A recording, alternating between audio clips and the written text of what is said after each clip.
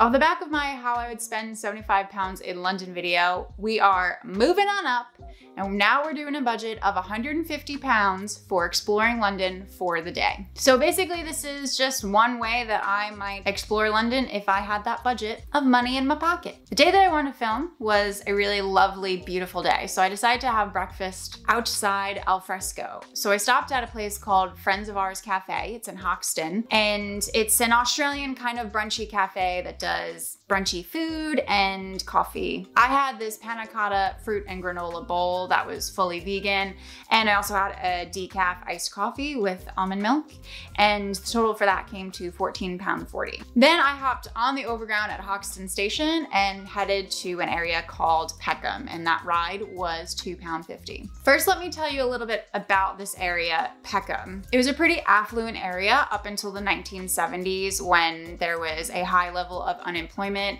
and also some gang activity, which ended up plunging the area into poverty and made it one of the poorer areas of London. But just as with anything in London these days, Peckham has been subject to gentrification, and now actually Peckham is a pretty desirable place to live for a lot of Londoners. The gentrification is partially due to Southwark Council's own regeneration projects, where they've put a lot of money into restoring disused buildings and areas and turning them into community spaces for local residents and for local businesses. It's also partly due to the fact that the overground was extended to include Peckham, so Peckham Rye Station. And with that, it became much easier to get to, and all this private investment came in, and this is where we see all of these high-end shops and restaurants and cafes have suddenly bloomed in Peckham. You can pretty clearly see the battle between the original residents and the original types of businesses versus the gentrified residents and gentrified businesses.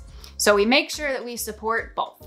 I didn't want to film inside, but this place has a really good mix of diverse little pop-up food places, and there's also a couple of different types of shopping and salons and other services. So the first thing I did in Peckham was head to Peckham Rye Park and Common. It's not that far of a walk from the station, and I had actually never been before. So I spent some time walking around. Again, it was a beautiful day, and I specifically went to explore the Sexby Gardens, which was originally built with the park in 1894, and since then has been lovingly maintained and restored and regenerated to the beautiful space that it is today. So I'm currently like in the park over here-ish, I think, and these circles here indicate where there was bombs that were dropped during World War II.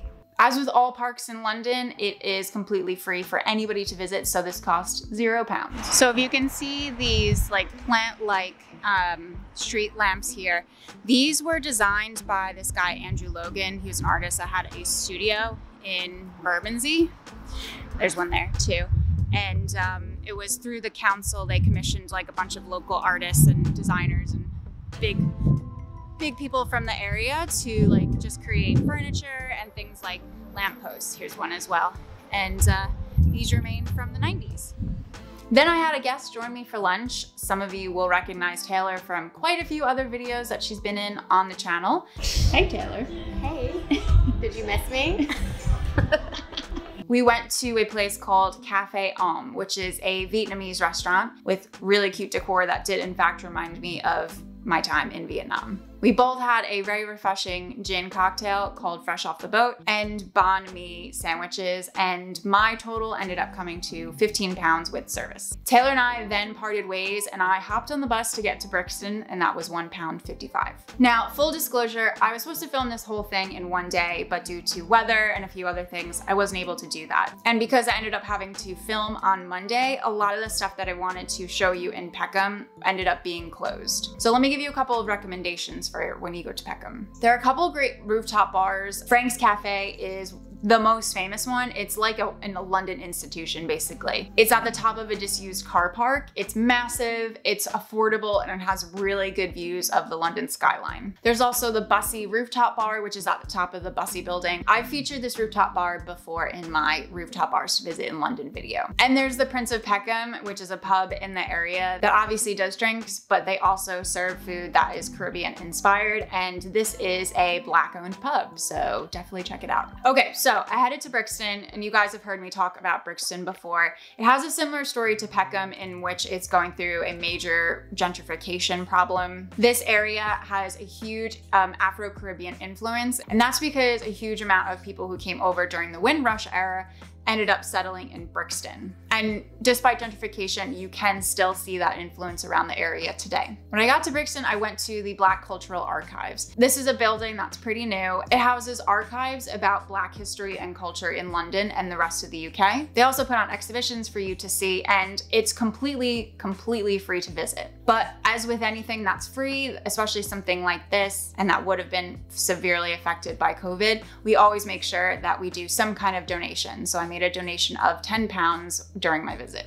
I then did a little shopping around Brixton Village and Market Row, which is a cultural hub in London. It is a market that's both covered and uncovered, and that has been in the area for many decades now. I picked up some little bits of decor for my flat for £7.50, and I also headed over to Bookmongers, which is a secondhand bookshop I'd been meaning to visit for a while. I got 2 books for £8. Then I had booked a tour of Brixton with a company called City Unscripted. This was a private tour, and so Sean Taylor, the guide, tried to tailor the tour to me a little bit more. I had asked specifically to go see some points of interest and learn a bit more about the Black history and culture of the area. So he took me around to some spots that I had honestly never seen before, or I'd passed by and never understood the significance. He also took me for a rum punch and for a craft beer at one of the craft breweries in the area. And unfortunately, I didn't get any pictures because it's really awkward to film somebody while you're on a tour by yourself. So